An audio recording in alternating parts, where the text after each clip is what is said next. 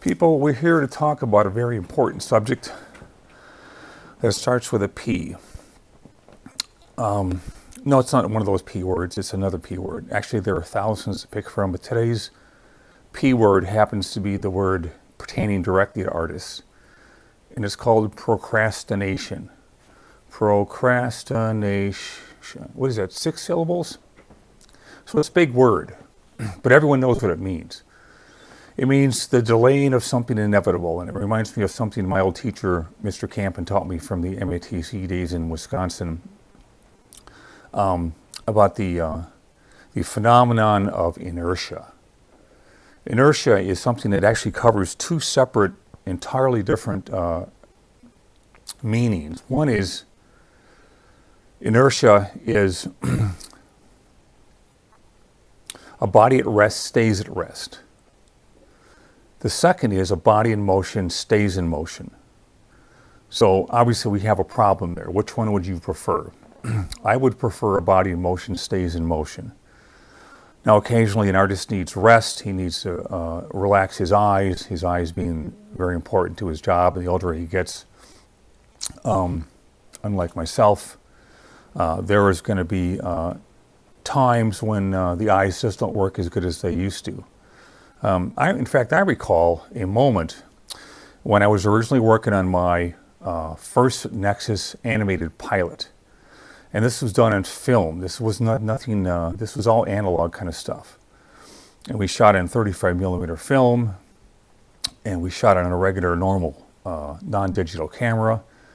And after 6 months, let's make it a year, make the story sound better. Might even be 2 years.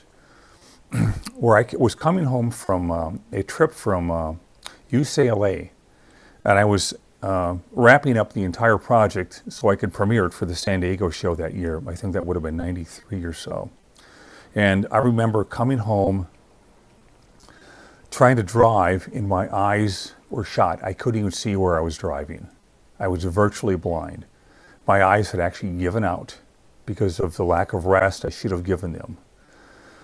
Now, the main purpose of talking about something like procrastination is to talk to you about how to avoid it. But in the interest of telling you how to be a procrastinator so you can learn the opposite of what to do, I'm going to bring somebody on for just a moment here.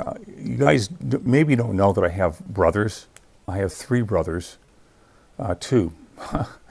But I actually found out I had a 3rd brother, and he's actually visiting with me here today, and he's very reluctant to go on camera.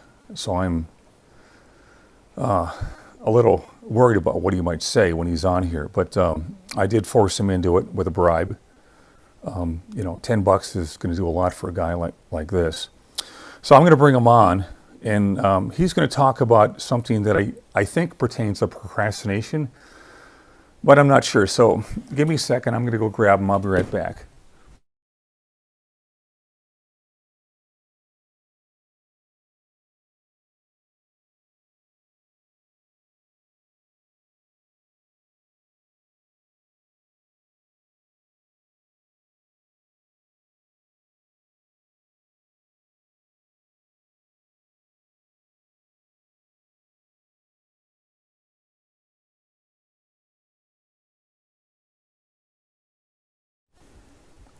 Hello, I'm going to be talking about a particular subject dear to my heart. It's about sewing. Now, sewing has several different things you may not be aware of that are vitally important to the man or woman who insists on being the expert stitcher. First of all, there are 4 kinds of stitches: the running stitch, the slip stitch, the catch stick, and the zigzag stitch. Stitch. You'll also need to perform this adequately 2 kinds of things. One is the pinking shears. And finally, the pinking shears helps you learn to put on a zipper. For those who are zipperless, there's nothing to worry about. For those who do, you're in serious problems of procrastination. Excuse me.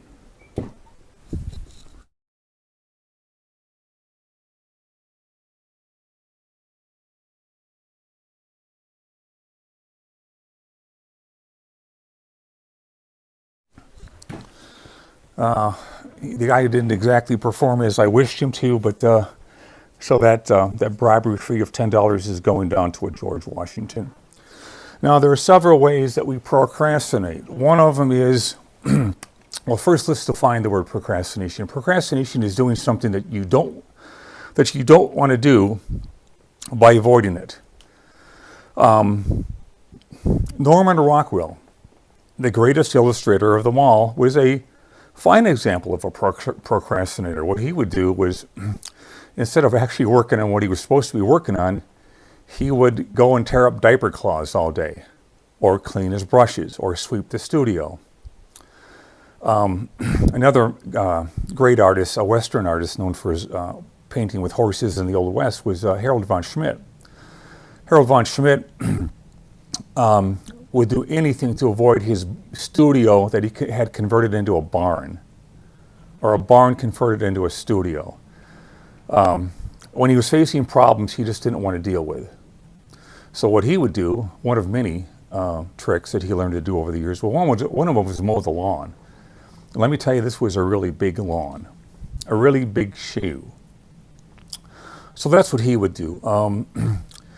I don't think there's a person alive, when I think about it, who does not know procrastination. It's just a typical human folly, if you even want to call it that. It's just a factor of nature when you're under pressure to do things that are just mentally too much for you to bear under. I assume actors are the same way. I assume people that drill holes in streets for a living do the same thing. I'm sure that people that clean the ash out of chimneys so the swifts can breathe better, I'm sure they procrastinate. And I believe the actual biggest procrastinator that I know is actually walking into the Steve Root studio right now, and her name is, why don't you announce yourself, Flowhard? See, Flowhard should be out chasing bunnies, but instead she wants to itch. So you see, everyone does it, even animals. Geese, flamingos, aardvarks, kinkajous, they all procrastinate. Even my beloved South American skunks,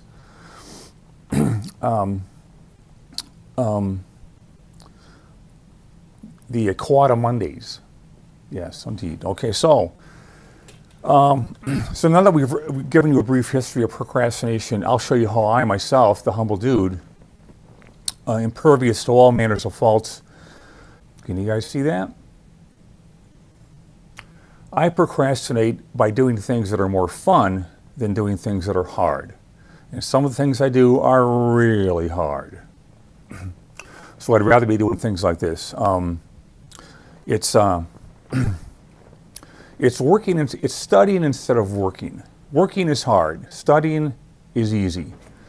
So I grabbed one of these sunbloom things right here that I just loved, and since I'm always on a pursuit of watercolor, the most elusive medium on earth, these are the kind of things I do to practice, and they're just plain fun. And they take me out of the mindset of the extreme mental burden of having to do things that involve 1,000 characters in a single piece, or things that I keep screwing up on, or just things that don't come easy. And since everything doesn't come easy, it don't come easy. Another thing I do right here is I use my sketchbook to procrastinate. Now, some of you may say, oh, Steve Rudy's so devoted to what he does, and he's just the coolest guy with all his sketches, and he works so hard at getting better, which is true. But this is a great way to keep from working on what you should be working on. Now, the one thing I don't tend to procrastinate on, thank God, is my comic book work. I just love my comic book work.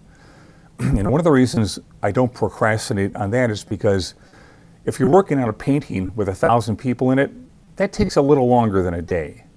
Make that 2 to 3 weeks. A comic book page can actually be performed in about a day and a half or a day for people that are fast, or for people like me, a day and a half to 2 days. Let's not lie about these things, folks. That does nobody any good. So this is what I do to make myself feel like I've accomplished something. Quiet, Dick. Silence. There's always a dick ruining everything. Where was I? So, yeah, this is the kind of things I do to have fun, play around in my sketchbook a lot. And these are nothing but fun. So, what would you rather choose? Fun or agonizing displeasure? Pick one and then get back to me, okay? So this is another thing I do right here. So how to stop procrastinating? I guess that's the third part of this. Believe me, this will not be a 3-part series here. This is going to be a pretty quick one. How to avoid procrastination? Well, I was actually talking with a friend of mine, a very famous friend, who used to appear in the original Star Trek series. And should I mention his name, Mr. Producer? If I want to. Okay, so his name is, you remember the second Star Trek pilot with Kirk and his friend Gary Mitchell? Well, there was an actor named Gary Lockwood. Gary Lockwood and I have been tight for, 10 years now. The last time I saw him, we were in Santa Monica and just hanging out, and he's in his 80s now, and he's wishing for company, and I'm happy to provide it. I'm the kind of person, lucky me, that can talk to anyone about anything for hours and hours, if you let them do most of the talking, of course. So we just had a great time, and it's so funny hearing these stories about when he was in an Elvis movie and the girls he used to date. But it's just nice to know that I can provide him some friendship, and he mine, in a time in his life where he doesn't have a whole lot of years left. So anyway, Gary Lockwood is working on a bio of his life, and he keeps procrastinating. And finally, the other day, after hearing about his exploits, his escapades for the last 5 years, I finally said, "Gary, finish the damn book." He goes, "Yes, sir." Well, he damn well should have given me a salute and a yes, sir, because you can only delay things for so long. So what I suggested is, and this applies to anyone who's procrastinating, how do we find a reason not to procrastinate? Well, one way is to look at what you're doing in a different way. And that one way, there'll be others, is just to start on something and just quit after a minute. Now, most of us artists know that once we get going on something, we kind of don't want to stop. It's another version of inertia. A body in motion stays in motion, of course.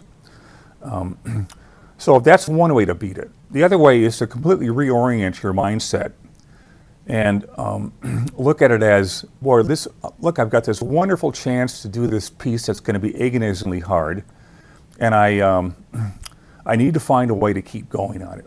I go through this all the time. Some of these paintings are so hard, you just don't know how to deal with it. That was a friend who was about to talk to me about procrastination, and I cut him off. I don't want to hear any more about his procrastination. It's probably Gary. There's another way, basically to, so that's the second way, is to look at yourself, look at things of how lucky you are to even be doing this in the first place. The third way, if I can think of one on the spot here, is just to give up. You don't work on it. Go to sleep, take a rest, get up, and then what tends to happen when you wake up is you're completely disoriented from the former amount of tremendous pain of procrastination before you took that little nap. So to completely reorient your mindset and come at it from a different reality now that you've woken up is another way. Let me see if I can think of a few more. One is to sit down at your drawing table and just stare at it. And there's even a better method that I use. I will take what I'm working on that's on the board, and I will put it, you've heard me talk about this before, I will put the piece, normally it's a painting, always a painting, a big involved painting, 10 feet away from where I'm sitting on that couch over there, the model couch, where Flowhard likes to bury herself in blankets. and I will stare at it. And from that 10 feet distance, I can see things that I could never see up close. So when I see those things, I'm saying, geez, I can't stand the way that thing looks back here. Let me see what I can do about that. So I grab the thing, bring it over here, quickly make amends to the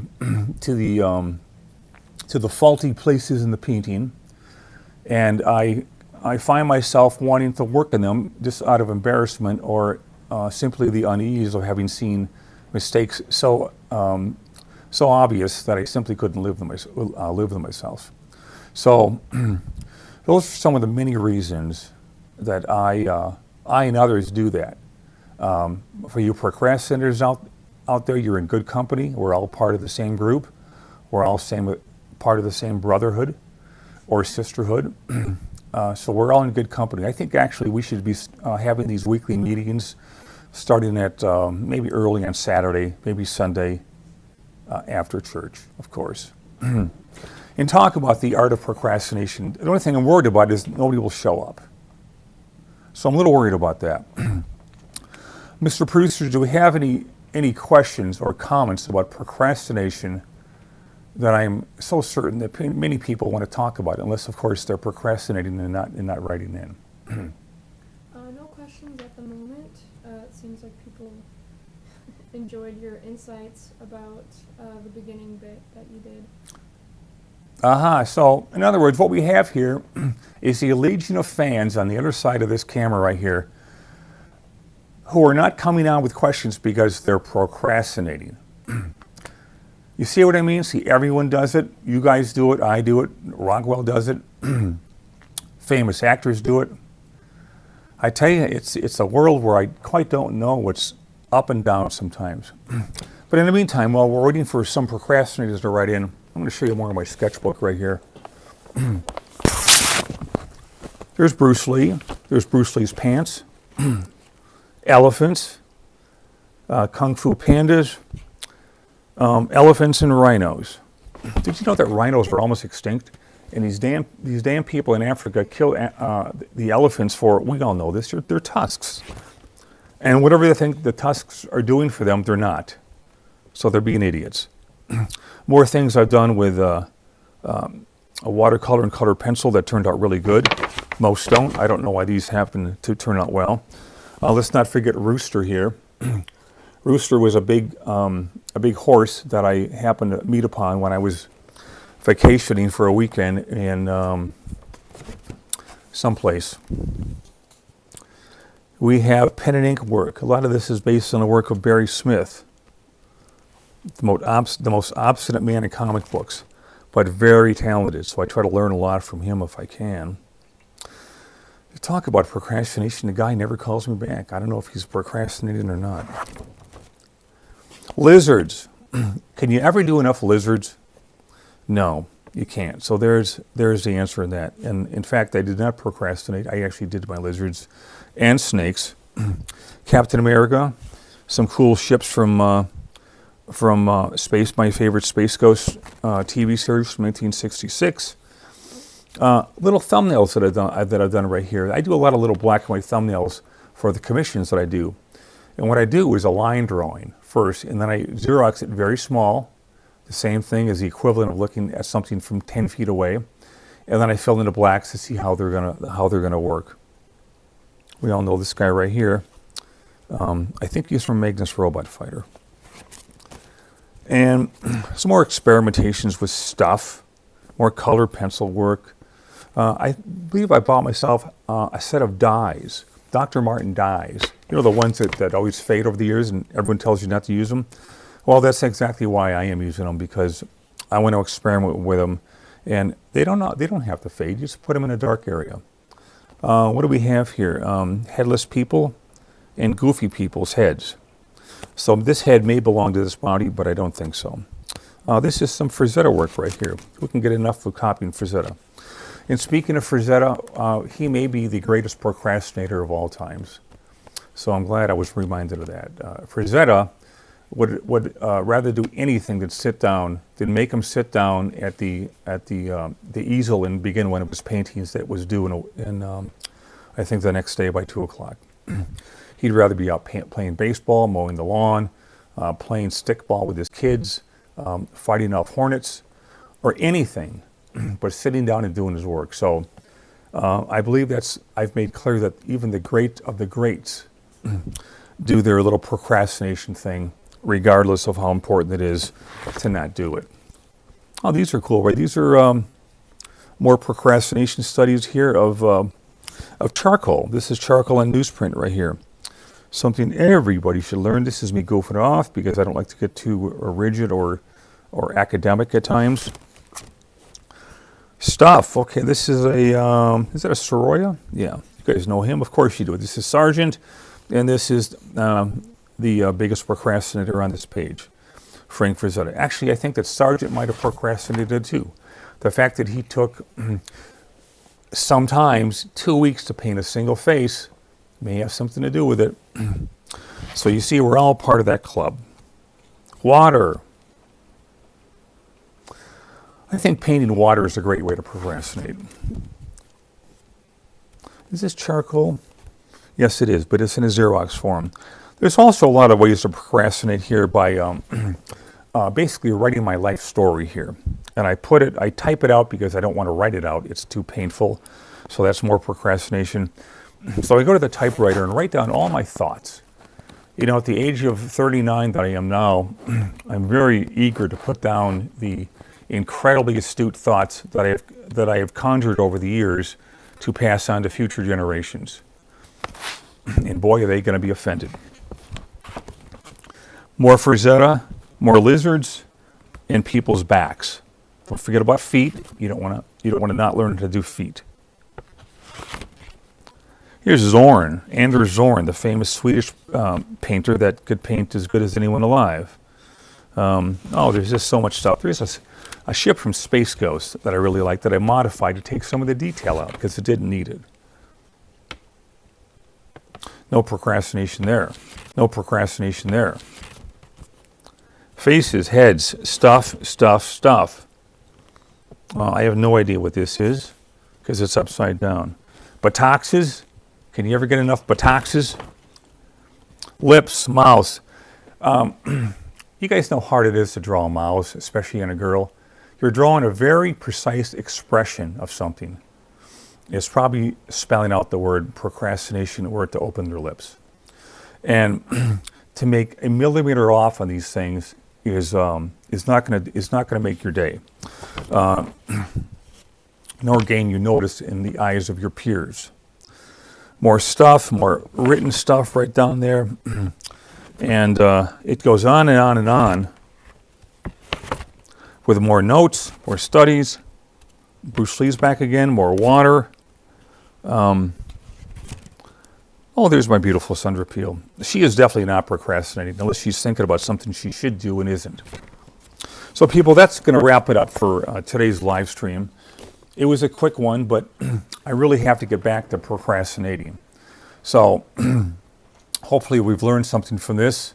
And if you have any comments about my rather bizarre brother, keep them to yourself. I really don't want to keep him more offended than he already is. So until next time, me and Flo Hart are going to procrastinate from work by going out and chasing bunnies. So take care. We'll see you next time for another Steve Rude live stream. Bye-bye.